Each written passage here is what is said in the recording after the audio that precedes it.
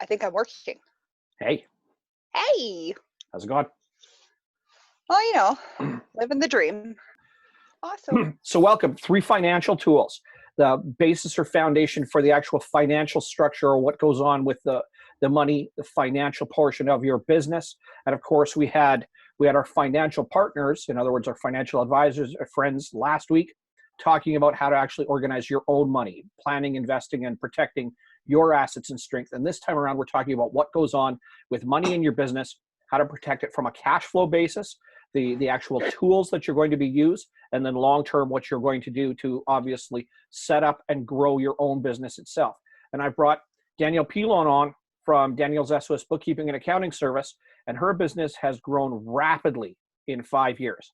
In fact, it's starting to become a real force and a definite threat in the marketplace, and their platform is really simple. We make it really simple for you to get your bookkeeping, accounting, and taxes done, whether personal or professional.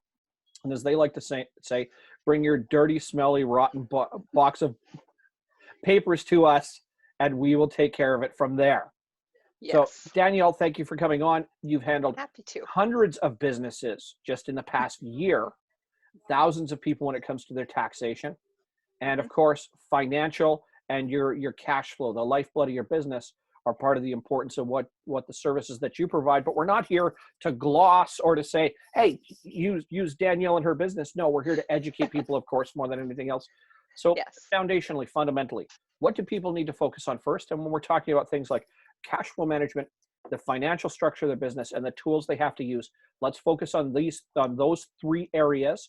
And so that by the time people are done on this call, and as this webinar goes out to the world later on in the coming days and weeks, people are going to get the foundation of the tools they need, first of all, to protect what they've got, especially in a challenging time like what we have, and more importantly, what they should be doing next. And then they can come and look for great resources to help them.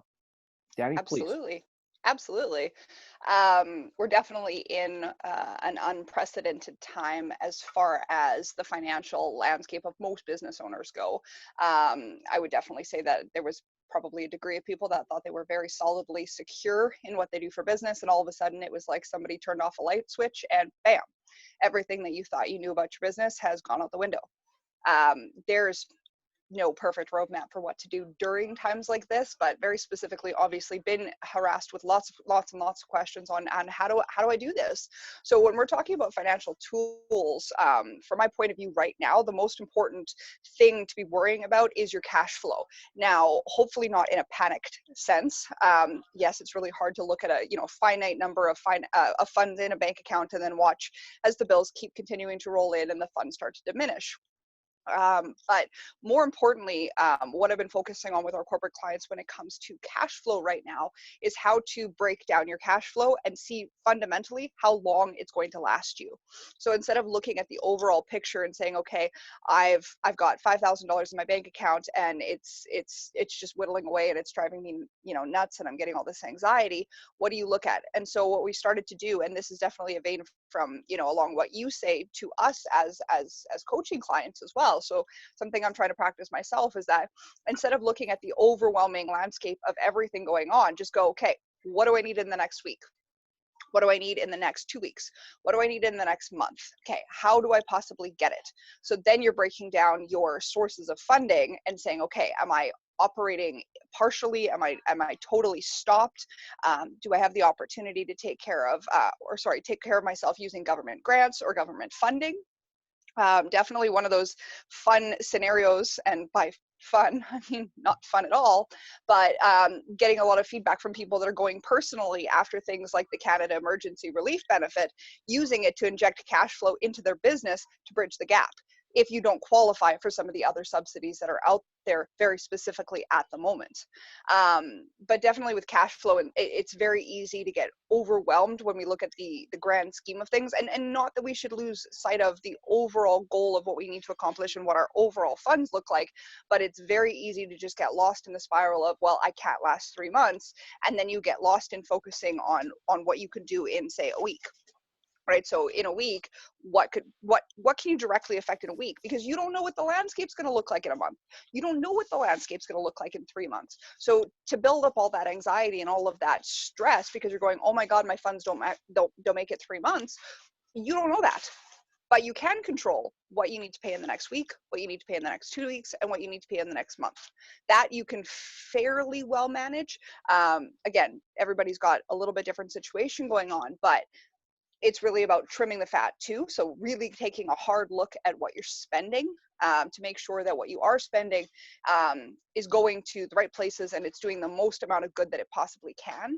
I did a webinar last week on just doing a full financial review of your business, while you're in a downturn like this, while you're in a crisis. And really it's just going back and really reevaluating what you want to do with your business. And so then in that sense, can we turn off some things that we would normally spend money on and extend our cash flow a little bit? And if not, then writing down the reasons why those things are important to help us refocus on driving up our energy in order to keep pushing forward through a more difficult time. Yeah, very, very interesting. So cash flow management is a daily and weekly process then. And I mean, you and I have discussed this quite a bit but for everybody listening, everybody going forward, cash flow is not to be trifled with, and that is literally your lifeblood. Now, I'm going to cast aspersion, if you will, for a moment at the bookkeeper accountant in the world. But often what we will hear as business owners is that, you know, your business is doing well. In fact, your financials say you're doing good. You reported profit. But I've experienced watching this with other businesses in the past, that your fiscal health at the end of a year, your net profitability and your cash is not relational. So if we're to take these steps now and to break it down into what's happening today, what's happening tomorrow, what's happening in the next week, next 2 weeks, next month, that is going to help get us back onto a pace or a track where it is more manageable, more controllable. Absolutely. Okay. Yeah, absolutely. It's very tempting to look at your year end figures and say, okay, this is either the overall health or the overall, but my business is either doing well or it's not. But financial statements themselves don't capture the daily transactions. Like they do. They're the summation of the yearly transactions, but they don't give you a daily or weekly or monthly trend. When we do financial statements, specifically if you're incorporated, you're going to see the snapshot of what your total categories were for the last year and what they are for the current year. So we suggest, especially times like this, really digging into either software or building yourself or getting yourself other software that can allow you to dig into more budgeting tools. So for example, if you're using QuickBooks Online, right now is a really great time to be using it because it has a comparative budget built into it. So if I want to look at what I did on April 15th, 2019 versus what I did on April 15th, 2020, I can actually run a report and tell myself that. I can tell what I did on a weekly basis. So this week, last year, right? So for us, we're in tax season right now. Tax season is nothing like it should look like. Yes, we're doing taxes. Yes, we're busy, but it's not like the statistics.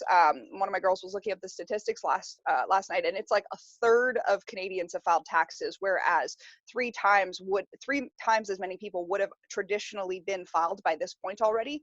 So we end up with these government extensions, and so we're looking at stuff like that. But when I look at it, my 2-week period here versus what my 2-week period last year was is totally wrong. It looks like I'm down 75%. I know I'll see it over the long term, but we're down just because people aren't mad rushing through our doors the last 2 weeks of tax season like they would be traditionally in the past. So it's when you're looking at, your overall financial health, you should be comparing smaller periods of time, whether it be days to days or whether it be weeks to weeks or months to months. That's where you actually start to see the fine details of what makes you successful and what periods you need to either drive up your advertising or rework your numbers or get a little creative.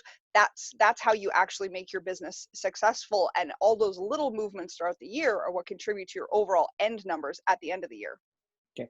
It's interesting you mentioned, and I mean, not to get ahead of ourselves to come around to tools for a moment, but an awful lot of your banking apps these days, and I mean, you pick up this thing and you log online, it will tell you, in fact, my app tells me, for example, I've spent a lot more money at Safeway in the last little while than I've spent anywhere else during a traditional period, probably because we're all stuck at home, and what do we all do recreationally? We eat, and I mean, everybody's home all the time, not packing up and taking lunches away.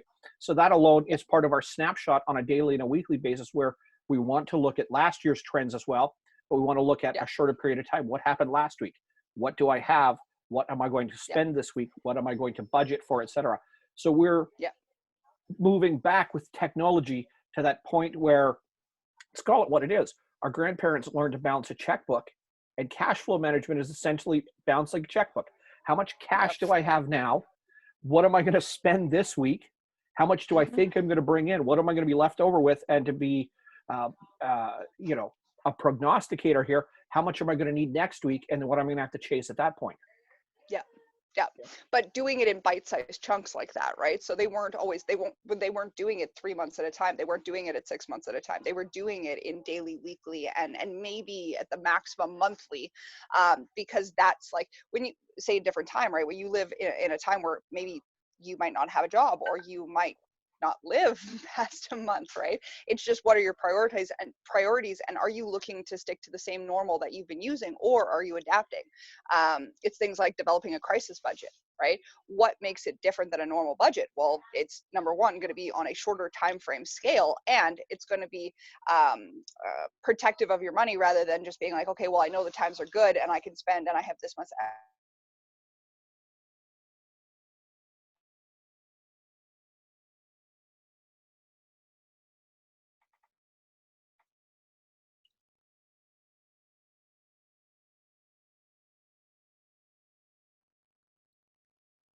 Don't know what to do with this, but it's such an important skill that people need to have.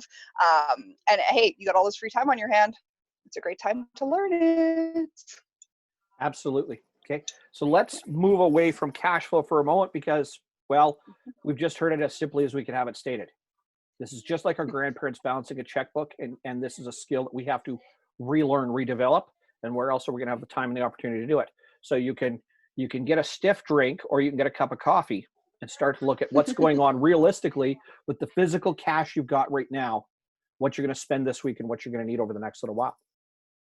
Past that, financial health and the financial health for our Mhm. business. And yes, we're having, Oh much man. like everything else, some lag issues. That so finances, financial documents, the financial of the business. We've got cash flow management, and now we got the financial aspect of our business. And I mean, there's the parts of it to start with. You know, balance sheet, profit loss statement, or your income statement coming at the end of the year, et cetera. You know, so and then of course your actual cash flow management here, which is part of that first conversation. There's the parts of what we got to do. What does that really mean for business owners? And what do they need to understand about it, of course, and why is that so important? And again, we just finished saying cash is more important than your financial structure. That's not entirely true. No, no, don't get me wrong. By saying the cash flow is more important, it's there are aspects of it that are more important. Mostly because if you lose track of your cash flow, you lose your ability to be able to manage everything as a whole, right? If you can't get on top of that cash flow, everything else that's supplemental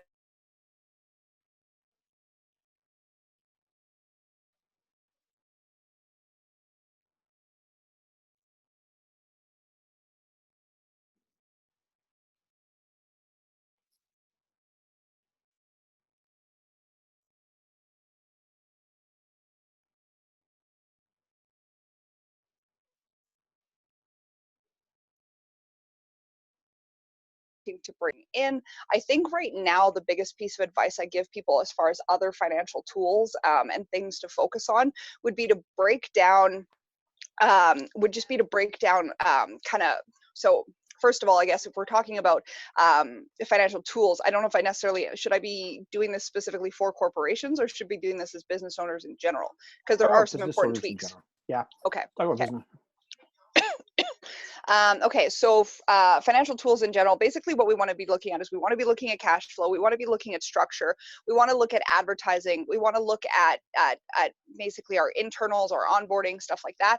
I know there's been some other fantastic talks, and there are some more coming up, which are going to pair up and be very complementary, talking about other tools inside your business, like business development as far as employees, or manuals, or things like that. And those are all really important pieces of the internals. Now, when we're talking about other financial tools from the accounting perspective, honestly, what I'm trying to get people to focus on is, again, just how to make what you've got in the bank go the farthest. So when we're talking about prioritizing debt, we're talking about consolidating, we're talking about basically starting to look at those, dig into those expenses and what we're actually spending money on, and evaluating whether or not they're going to be important to the existence of our business today and how we get through the next 2 months, 3 months, 6 months, versus if if we're going to need those, at all, right? So if we want to we want to talk about financial tools that are going to make, I think, the most difference to people right now,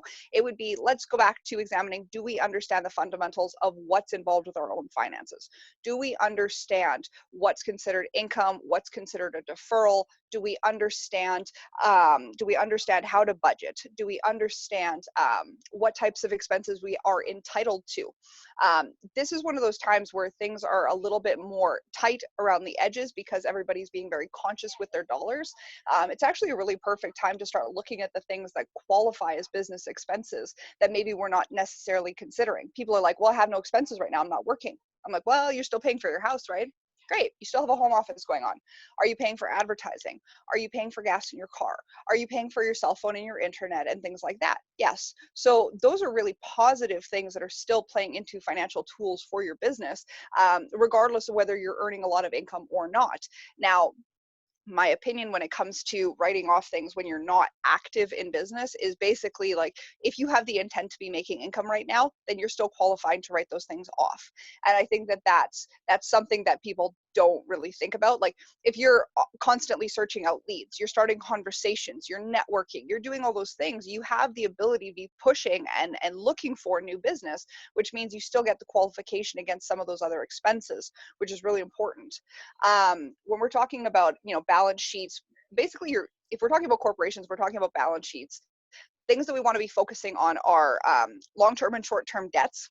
So do we have the ability to pay our debt payments? So whether that be bank loans, whether that be private loans, whether that be paying ourselves, whether that be looking at just general accounts payable, general accounts receivable, and so on the flip side, what's coming in? Where are the dollars in my bank account? Where are the balances on my credit card?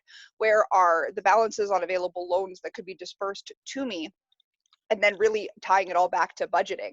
So the income statement is basically just looking at, here's my gross revenue, here's all my expenses, and here's my net profit. I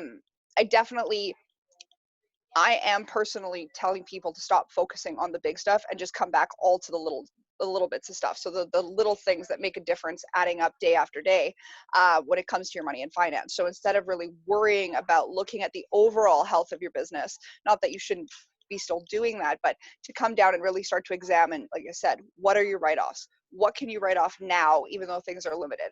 What do you need in order to be able to utilize, what do you need to do when the economy ultimately goes back up, right? So it's really easy to go, okay, I'm either putting a stop on all of my business activities because there's nothing to do, and then losing the focus and the traction and the consistency to build your business back up when things start up again.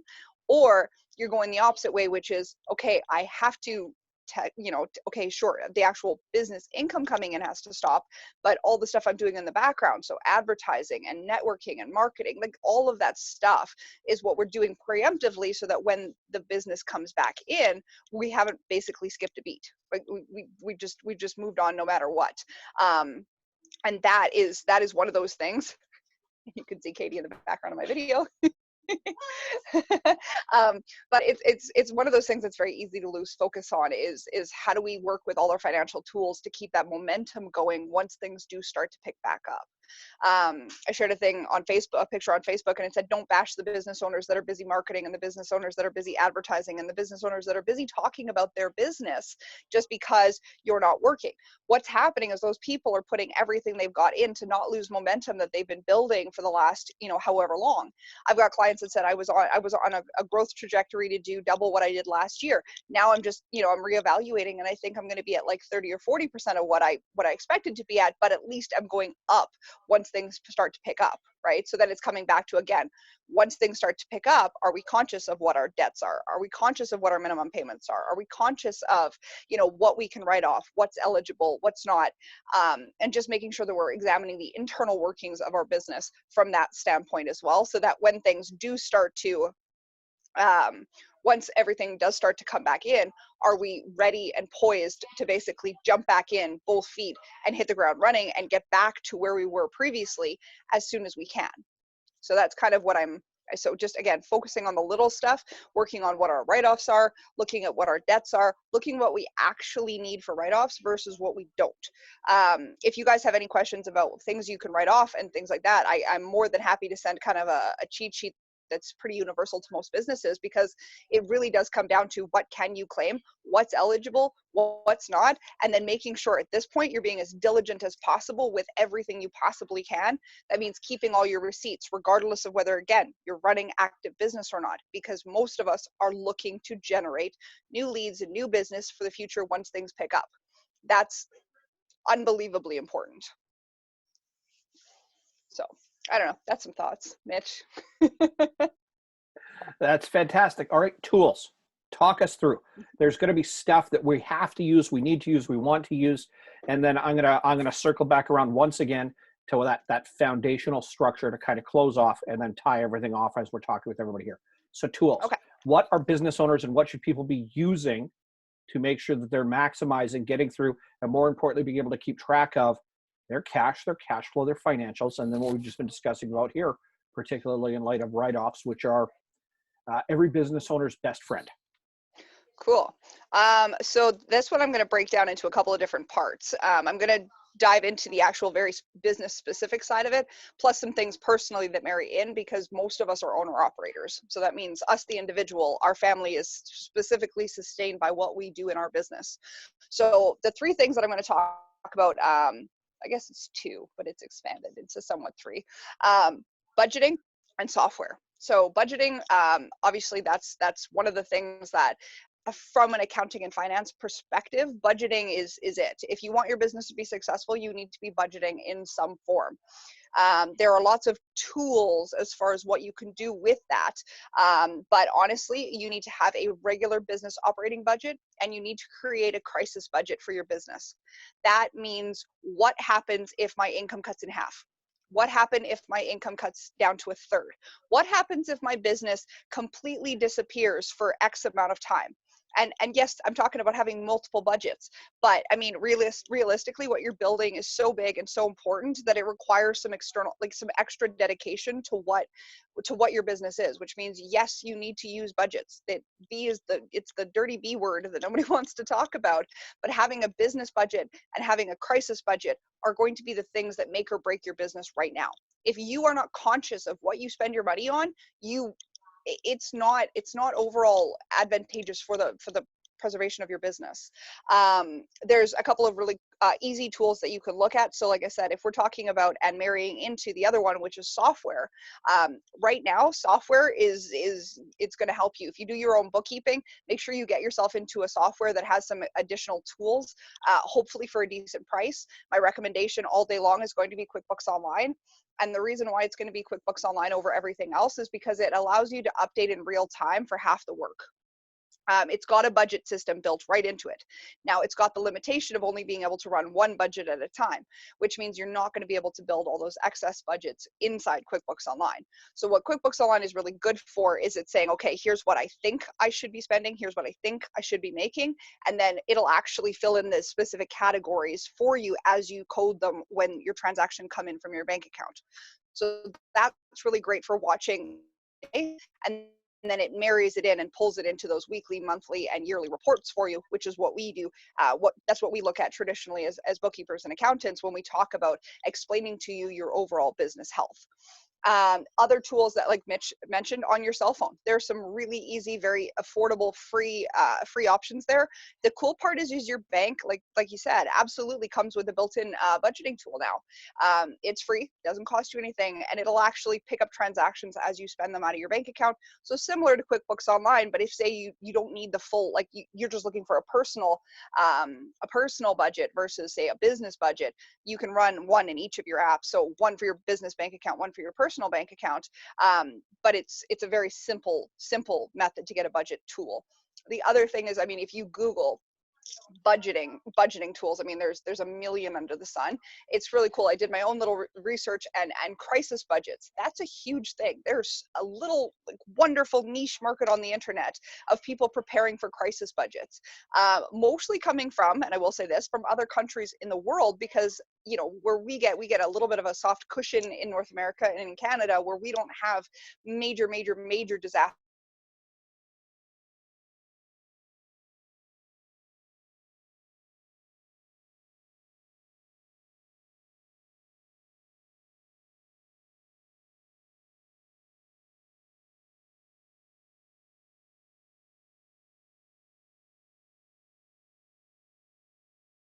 inside your business here regardless.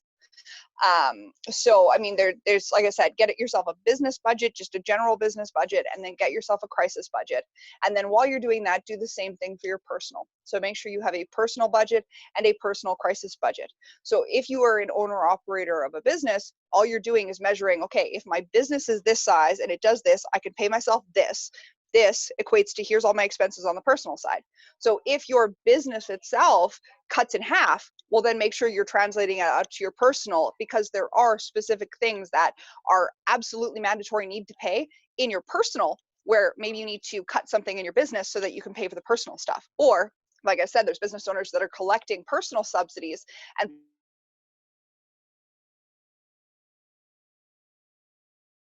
position for them. Now, the other thing that I recommend when it comes to software, stuff like that, is QuickBooks Online for multiple reasons. First of all, you can get it on your computer, you can get it on your phone, you can get it on your tablet, you can take it with you on the go. You can basically access your own bookkeeping, accounting, and financial records anywhere that you have an internet connection, which is really great. If at this point you have not used a software before, it's a great way to take advantage of some downtime. Definitely heard lots of feedback from people going, I don't know what to do with my time. I don't know what to do with my time. This doesn't make a lot of sense to me. I don't know what to do. I'm like, have you budgeted lately? And they go, woo, that sounds like so much fun. And you're like, but seriously, a week sacrifice, you know, a week.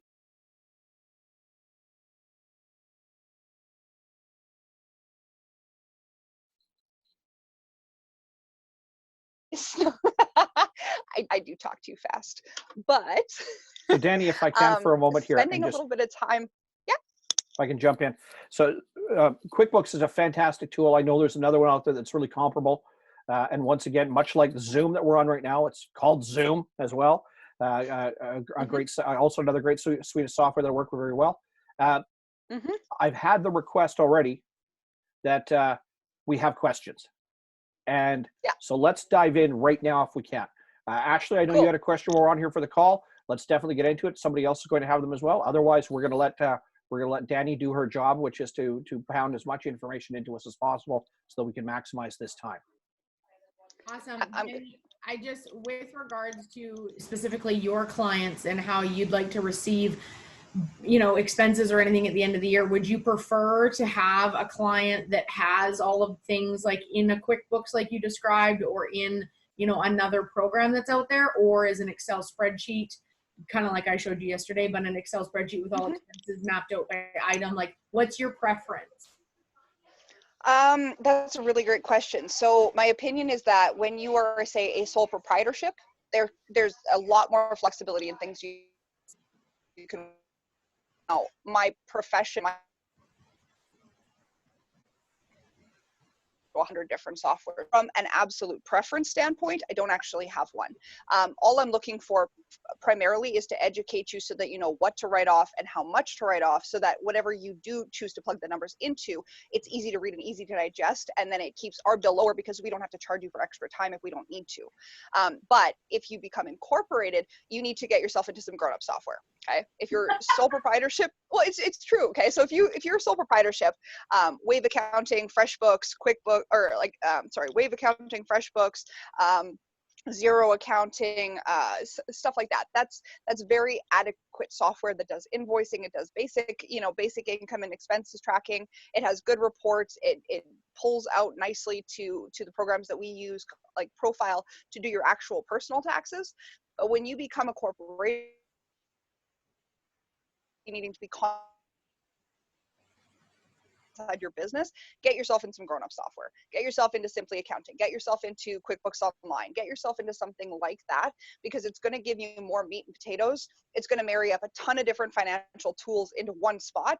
And at most you're looking at 30 to 40 bucks a month, which it's a write-off. So it's worth investing in. And some of them actually even have like helpful suggestion tools built in that also say, okay, if you did this, you could pull this type of report. You watch tutorials, things like that. So from a preference standpoint, I don't have one. Just getting yourself into something that helps you digest the information that you've got, absolutely. But there's also an SOS in my business name, which means we help people with the shoe boxes all the time. Yeah. And if that's the case, I just throw them into an Excel document for them. So it depends on what you want out of your bookkeeping, as well as, of course, yes, we always, it's a treat when people care what they're.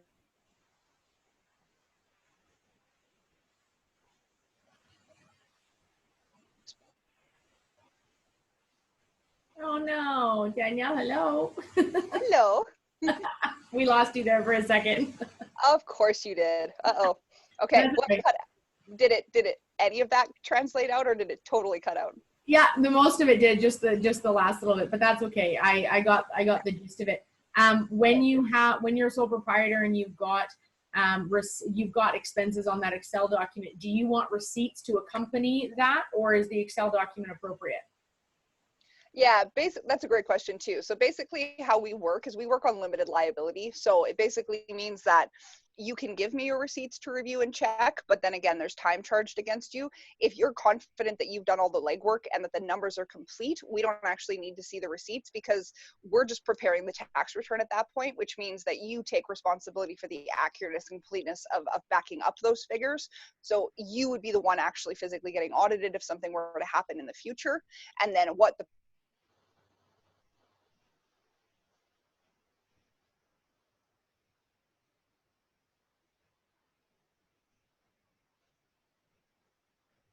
Oh, no. But as long as we have the total numbers in a spreadsheet, that's all we need. Oh, okay. So you just said, oh no. So I'm assuming that's because you didn't keep all your receipts. Am I correct? No, it's because you froze again. It's okay. I got the gist of it. Oh no. Oh, no. I swear I'm off Wi-Fi. No, that's okay. Hopefully. I don't know. Thank you. No problem. Mitch, you're on mute. If we're going to start today as a business owner, what do we start with? Get yourself, if you're a sole proprietorship, email me and I'll send you a wonderful sole proprietorship master tracking spreadsheet. That's the easiest answer. If you want something free, get FreshBooks on your phone. It allows you to take pictures of your receipts and catalog them digitally, so you don't actually have to hold on to all your paper, and the limited version on your phone is free. That's a great tool otherwise. If you're incorporated, again, same thing. You can use FreshBooks on your phone. You can use like Wave Accounting and stuff like that. But if you're looking for something that means I'm going to start the process right today, get yourself into the basic version of QuickBooks Online. 30 bucks. It will do you a world of favors long term. Okay. So that we're clear, I'm going to take one of these and I'm going to start writing out my cash flow on a weekly basis. And I'm going to be looking at how much money I need, how much I've got. I'm going to essentially go back to grandma and grandpa's balancing a checkbook, looking at how much money I've got. I'm going to invest probably 30 bucks a month and get myself some software, or heck, if you find a deal on it, you're going to invest in it early so that you can keep track of everything and turn everything over to a bookkeeper or an accountant in a reasonable fashion. And then you're going to be looking at your financials coming at the end of the year. What do they tell me, and how do they tell me I'm doing a good job? Yeah. Like I said, the push and recommendation for software like QuickBooks Online really comes because it just does all the hard work for you.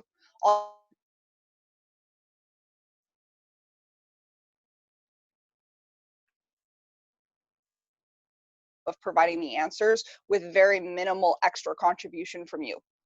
Okay. Okay. Yeah. What does somebody need to know if they're starting today? From like what to write off and how to do a budget.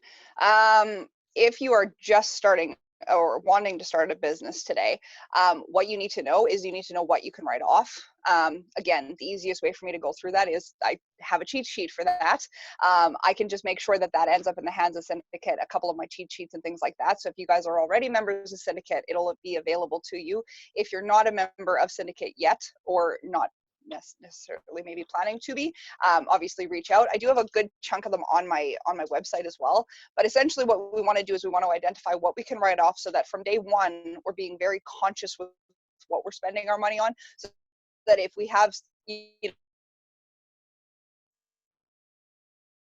your ones that are business write-offs versus the ones that aren't, right?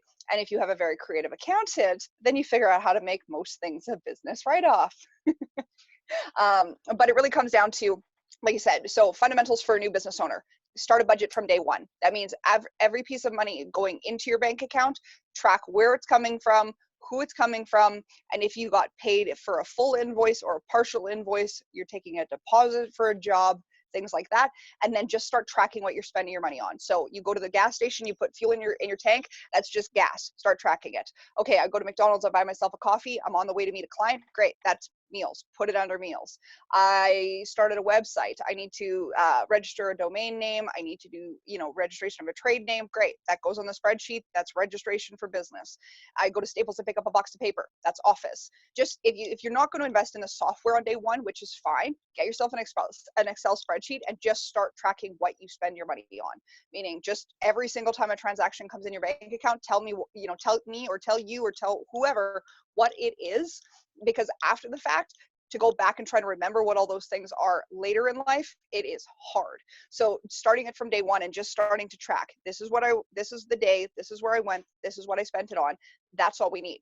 But like I said, the advantages of pairing it up with something like even just FreshBooks on your phone, having a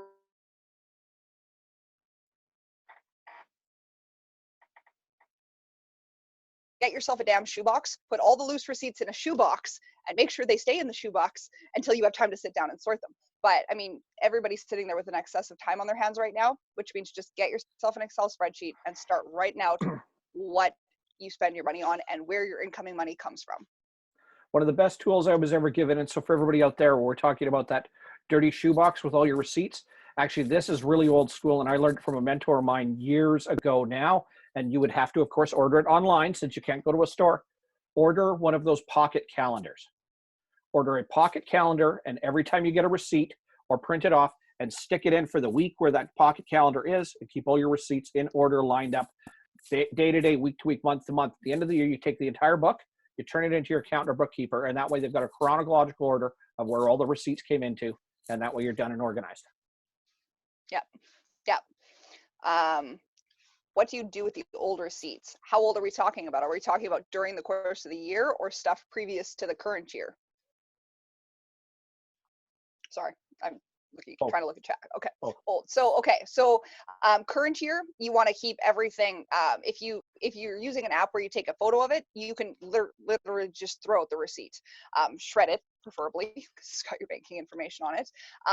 But if not, if it's older than that, you have to keep all of your physical records or records of some form, either digital or physical, for 7 years. So if you have a business, get yourself a box, put everything to do with that year in a box, label it, and throw it on a shelf somewhere. The reason why I push for more digital options now is because physical receipts fade over time. So everybody stuck a carbon paper receipt in their back pocket on a hot day, it's gone, right? The ink just evaporates. So if it's something where you can get yourself into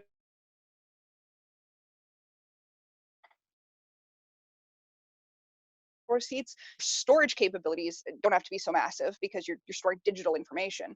And number two, you're not worrying about those receipts fading over time, because I have watched and I have argued for clients when they're going back and they're trying to submit receipts from 7 years ago, and 90% of them are all faded, and CRA is going, well, we can't read it, so it's not valid. And you're like, this is crap, because you guys only approved digital receipts in 2018, which means that for everything older than that, what are we supposed to do? So I'm just trying to get people prepared that preemptively, if you can do something slightly more digital, it is going to help you out in the future, because CRA can't say anything.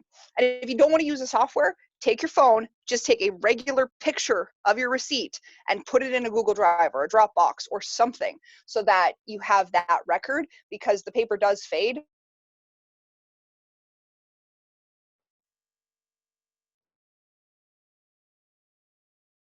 Day that you got that receipt. So if you are at all tech savvy, that is one piece of extra work I highly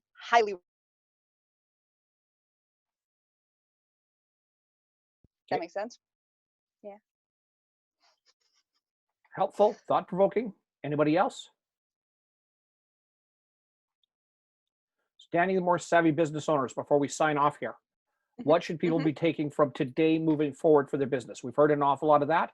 What is one piece of advice that's missing that makes people's lives so much easier moving forward? And of course, when it comes to the financial aspects of their business, that really helps to shorten the process, the time. Again, it's self-fulfilling because you've said an awful lot, but let's re-encapsulate here for people. Yeah. A statistic that I like to throw out, and this will tie in, is it says money and finances ruin more marriages than infidelity. Not knowing where your money is going and coming from is the root of a hell of a lot of anxiety. And we're living in a culture where mental health is a very large focus. And when dealing with clients right now, the biggest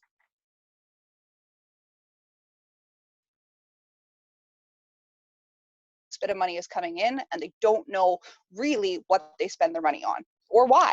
So if you're going to spend any time right now when it comes to money and finance, just start to get acquainted with what you actually spend your money on. Okay, so easiest thing, take 3 months of bank statements and just put them into an Excel document and add up what you spend on things. You will start to identify how much skip the dishes that you order. You will start to identify how much shopping you do.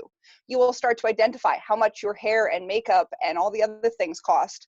You will start to figure out, you know, the good stuff too, right? But that's one of the most valuable tools I can give people, is if you are conscious of where your dollars are being spent, even if it's just chicken scratch on a piece of paper, you are going to make better financial decisions.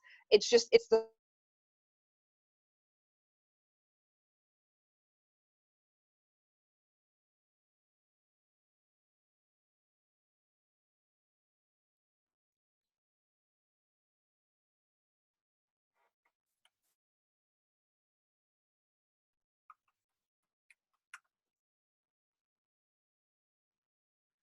We appear to be frozen out here. Let's see if she pops back in. There we go.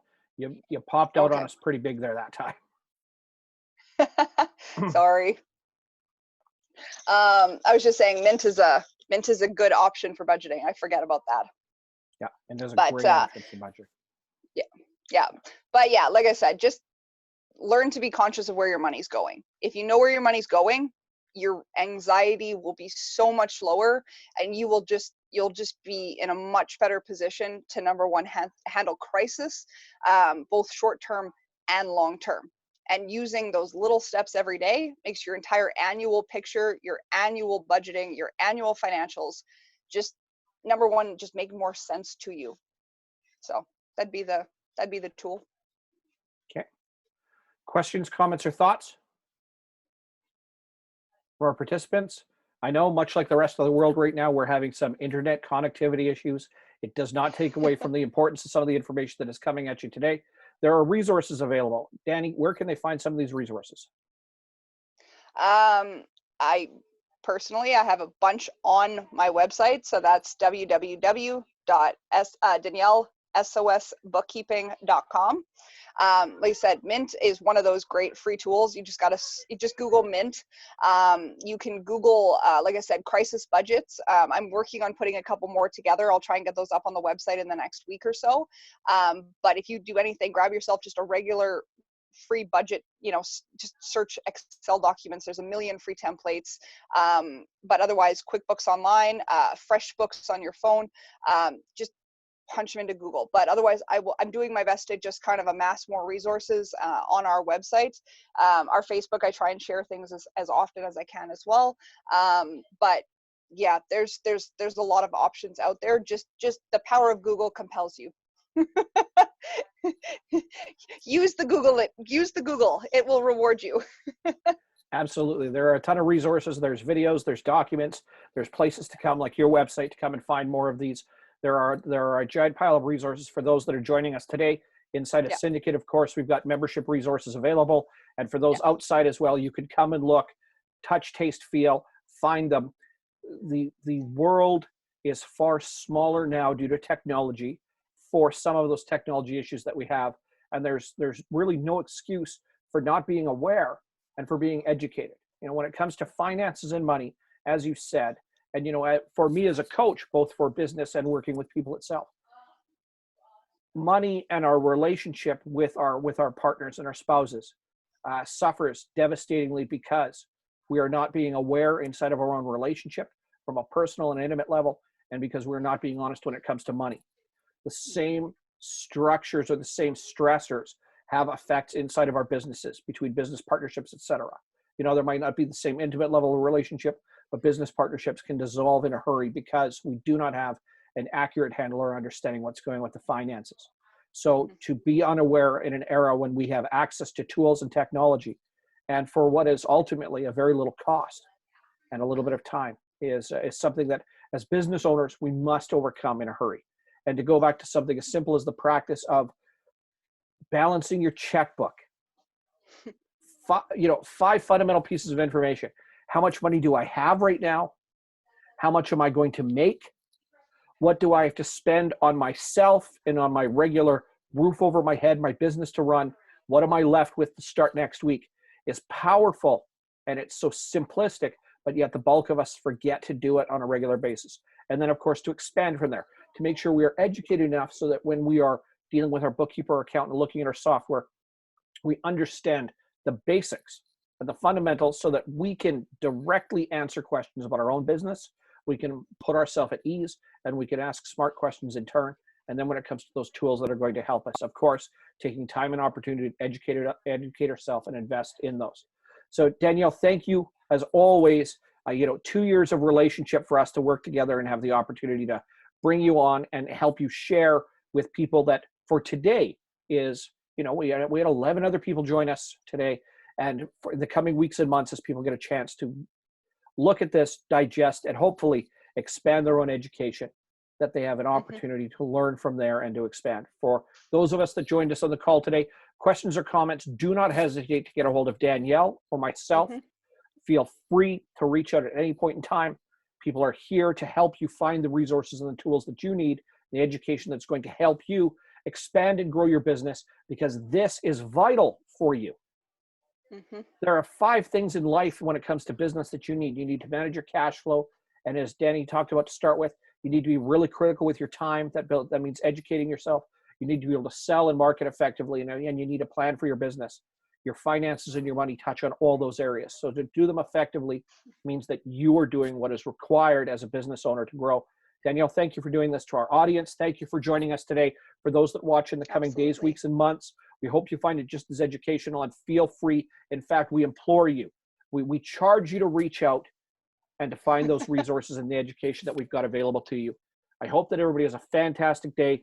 Watch for the next seminar coming out today, 3 financial tools of Cyndicate talk. Watch for the next ones coming up, and have a fantastic day. It's been a pleasure. Bye. Thank you, everyone.